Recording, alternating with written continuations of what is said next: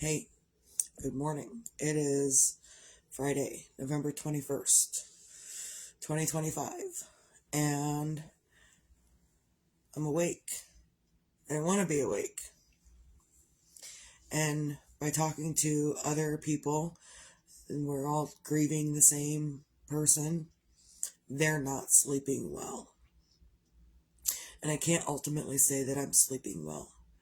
It is important that we find times to rest in our grieving of whatever we're doing. It is important.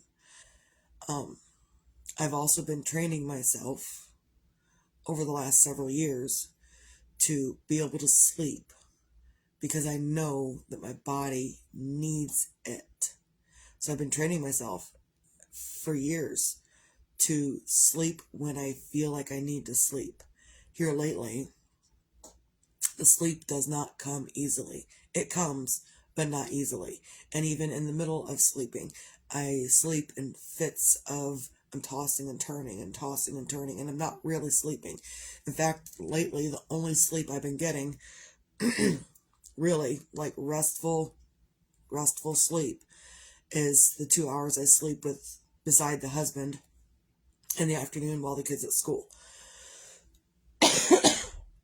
I take a 2 hour nap with the husband. I actually get rest, like my body actually rests, and then I get up and I go get the kid from school.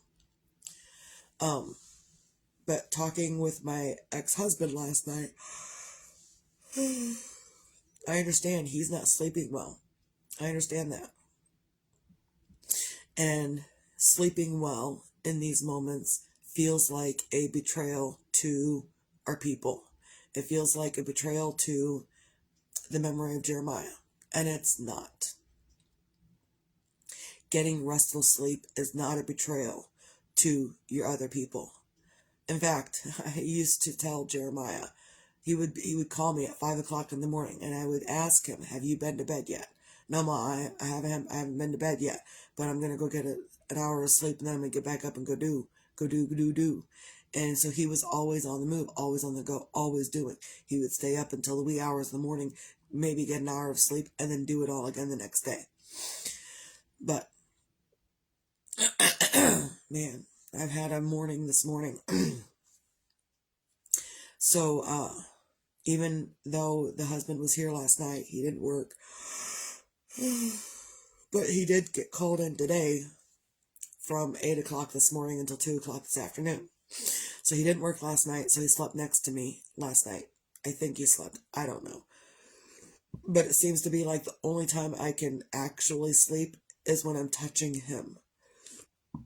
I don't have to be touching any other. My toe can be touching his foot, and I can sleep. He can be in the same bedroom and not sleeping next to me, not really sleeping, just laying there, and I can actually rest. I don't know what the difference is, but there's a difference. And so we kind of had a thing with the kid last night, and he has told our child, "Don't argue with Mom." So Mom says, "Hey, it's time to get a shower." She's like, "I really don't need a shower." And she argued with me about it. And then last night she went in to listen to music to go to sleep. Well, I know from previous experience that when she listens to music to go to sleep at night, she stays up late listening to her music. Whether she intends to or not is irrelevant. She stays up late. And so then she doesn't get up with her alarm. And then Mom has to go back and forth and back and forth. I don't stand with her in that moment to wake her up because, first of all, she's 13. Second of all, I don't need her and I arguing as soon as she wakes up. I don't need that. So I would say, "Hey, it's time to wake up," and I walk away. Except this morning, the husband was here.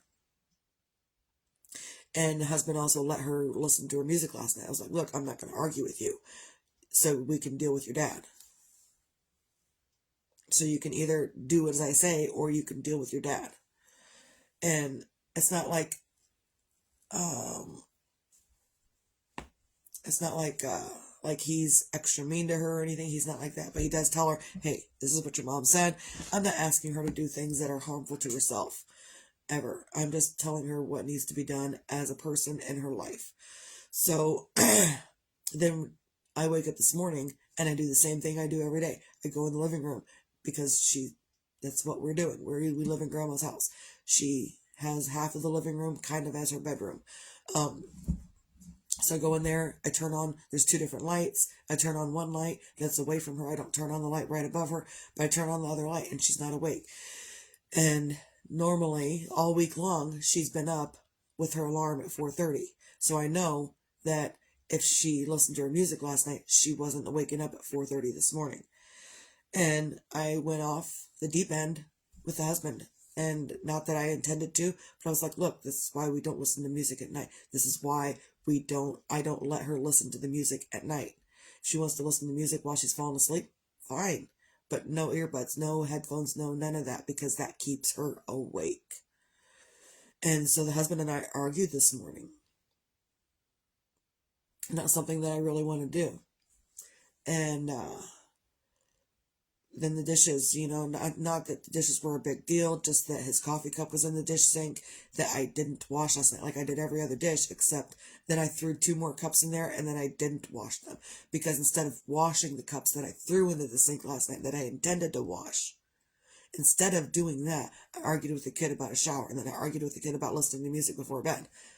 So, obviously, that stuff was on the back burner, dishes in the sink, or getting your kid clean for school the next day. And she tried to argue with me all evening about getting in the shower. Well, but the other kids are doing this. I said, that's the reason you need to get in the shower, because the other kids are stinking it up too. You don't need to add to it. And she's like, well, all the other kids smell like this. Let them. I don't care. I'm not here for the other kids. I'm here for you, not adding your stink to the rest of the collective. She's like, well, but the teachers don't mind. Yes, the teachers do mind. They would like clean children to teach. They don't want to teach stinky. And yeah, they'll teach them. They'll teach stinky kids. They will teach them. But it is my job as your parent to make sure that you're not adding to the collective stink in the classrooms. And it made her angry. She was furious with me. But she was also arguing with me. So whatever. And I don't know what the point of this is, other than we need to rest. That's what I started off with, is we need to rest. And sometimes you need to take a break. Good morning, everybody. Sometimes you need to take a break in your grief and in your... Sometimes we're angry, sometimes we're sad, sometimes we're joyful and exuberant. Sometimes we have feelings that we don't understand. And even in the middle of those feelings, you still need to rest. I mean, I'm not telling you what to do, but that's what I have gleaned over my information gathering over the last quite a few years, is we need to rest. Even if you feel like you can't, even if you feel like you got to distract yourself in order to get that rest, you need to rest. And it's not a betrayal to your people that you're grieving that you need to rest. If your people were standing there next to you that you are grieving, they would also say, I'm okay. You need to rest. So, I don't know if my other people are going to see this or not, but that's probably the most important thing, especially after talking with my ex-husband last night, the children's father. I have 2 baby dads. Actually 3, but we're not going to go there, because my ex-husband adopted the oldest child. So we're not going to go there with a 3rd one. Not going to do it. So either way, yeah, we just need to rest. And it was more apparent to me last night after I heard my ex-husband hasn't been resting. And it's hard for him to get any kind of sleep. Restful sleep, any kind of sleep. And I get it. I totally get it. And so that's part of the reason that I'm doing this video this morning, is I've been having a hard time resting and sleeping. And he is as well. I've got to distract myself. I'm distracting myself with stories about Egypt. I'm distracting myself with stories about the beginning of time. I'm distracting myself with Kung Fu Panda on the TV. I watched one of the movies yesterday and then I was like, I'm tired, I'm going to bed. And then I still had to distract myself enough to be able to close my eyes and rest. And it's really so I don't cry excessively. I tried to lay down the other day, and without anyone in there with me, I just tried to lay down, and I ended up crying for 15 minutes before I was like, you know what, this is not working. I'm just going to get up and not sleep. So we're all having a hard time. And people that are grieving have a really hard time. And I get it. I totally get it. But even though the husband and I argued this morning about a couple of different things, he still went through and did up the dishes. There weren't many. There was just a couple of coffee cups, maybe a pan, but he did it. We were arguing about it, and then he just went through and did it. And I was still pissed. I was still angry and furious. And I have the right to be angry and furious. I don't have the right to treat people like crap, and I don't feel like I was treating anyone like crap. I was just saying, look, this is why this is why I have the kid do what she does. Because mom doesn't like arguing with her. And if I have to wake up at 5 o'clock on any given day and argue with my kid, I'm not going to argue with them. I'm going to let you not get around and do your own thing. And when you are in a rush, not my problem. Your poor planning is not an emergency on my part. So if she plans poorly in the mornings, then that's what we're teaching. That is what we're teaching right now, is to plan better. So, and it has worked up all week until this morning. And then things changed last night before bed, and so it kind of threw us all for a loop this morning. And that happens. We have that happen, where things seem to be all right, things seem to be okay, and then something will happen, and it throws everyone for a loop. And then you don't know how to handle it, and you come off flying off the handle, or other people seem like you're flying off the handle, and you're not really, you're just upset about everything in general. And that's kind of where I was. I went from being upset about the kid not getting up and being awake when I woke up this morning to crying over Jeremiah all over again. It just went from one right into the next. And it's hard every single day. But also, I know that I need rest. I know that if I need to be there for others, I need to be able to sleep. So I do what I can to distract myself. Not from Jeremiah because I didn't love him, but I distract myself so I can sleep. Even when he was alive, I wasn't thinking about him every minute. But now that he's gone, I am thinking about him every minute. And I love him so much. And also, the emotions are extremely draining.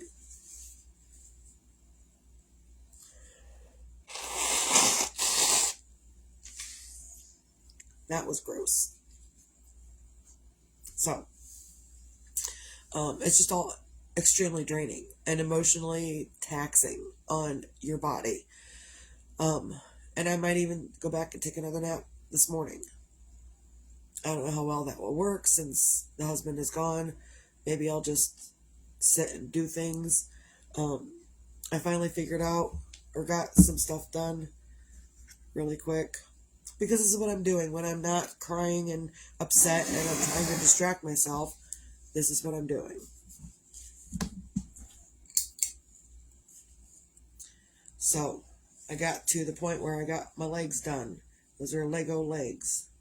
And I put it on here. Except there's a huge gap. And I really thought I was going to have to... There's a little crocheted plate that I sewed in here. So I sewed all the way around this thing to put this plate in here. And I was like, crap, I'm going to have to take it out and try to push it back up. No, I'm not. And it was suggested to me to just add more yarn and make it longer. So I don't even have to mess with that. So that's what I'm working on now, in the middle of whatever else is going on. And again, I don't work on it consistently. I don't sit consistently these days. I'm up and I'll work on it and then I'll stop. And I'll do a couple more stitches and then I'll stop. And then maybe I'll do a row and then I'll stop. It's just, I know what you said, Abaya. I know. So that's what I'm doing, is I'm just taking it one moment at a time. If in this moment I need to get up and do the floors, then I will get up and do what I can. If in a moment I need to get up and do something else, I will get up and I'll go do it. Doesn't mean I want to, doesn't mean I like it, but I will get up and go do the things that I need to do. And sometimes, I think most of these days here recently, the thing I need to do is just sit. And it's kind of driving me crazy because I know there's so many things that I could be doing and I'm just sitting. So, so sometimes you just got to do that. I don't know why, but sometimes you do. So, find your own things on a Friday to feel grateful for. And I'm grateful this morning, uber grateful, that even though the husband and I kind of come barreling out of the bedroom this morning, and I was the one upset this morning, that even though the husband and I argued this morning, that he did the dishes and give me the love that I needed before he took off for the day, because I won't see him until 4 or 5 o'clock this afternoon. And I really was like, look, you can't leave me in this state of with you because I woke up in a bad mood. And I didn't really wake up in a bad mood. I was kind of put in a bad mood when I realized the kid wasn't awake like I expected her to be. And things like that happen. They're going to happen like that. Paper towel, best Kleenex ever because it doesn't rip.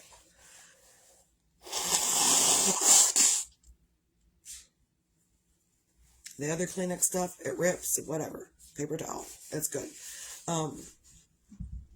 So I'm really grateful that things were calmed down before he took off for the day. Because there are times when if we argue, he'll be like, you know what, I don't even care how you feel right now, and he'll walk away. I don't know if it's different because I have extra stuff on my mind and extra stuff that we're doing with Jeremiah. I don't know if that made it different. I don't know. I really was like, look, you can't leave me in this state of, you can't. So, get over here, give me love, and then go do what you got to do. But don't leave me in this state. So that's what happened. So I'm uber grateful that was able to happen. And I'm uber grateful that he did the dishes, so I don't have to look at them. Because again, I was really like going to finish the dishes last night. I was going to actually, it would have been the first day in 2 weeks that I had finished all the dishes, and I still didn't do it.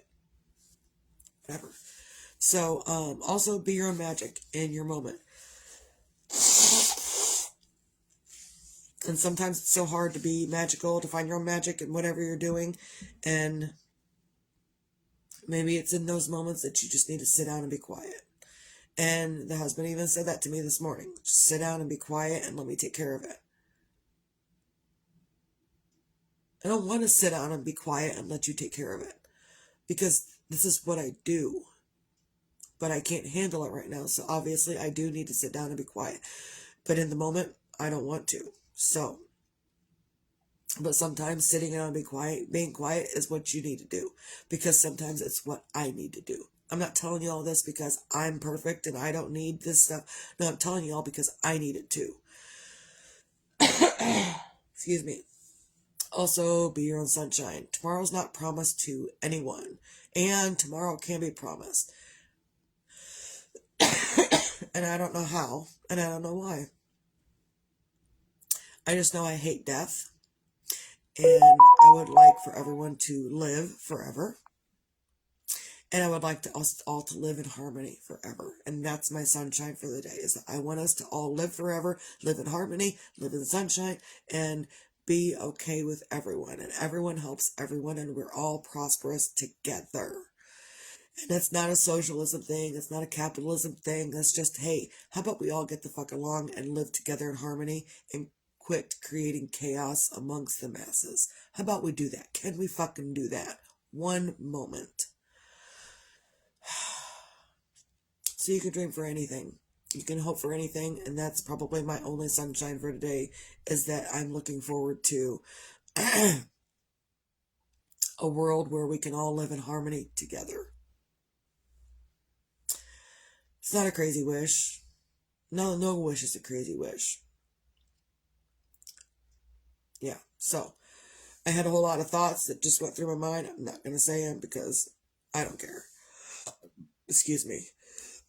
So, on a Friday, excuse me, do what you can just to be better for yourself in your moment. Even Jeremiah would be, listening to this, and then he would take this advice: be yourself and do what you got to do in your moment. And he'd be like, all right, I'm off going to do the things in my moment. So, yeah.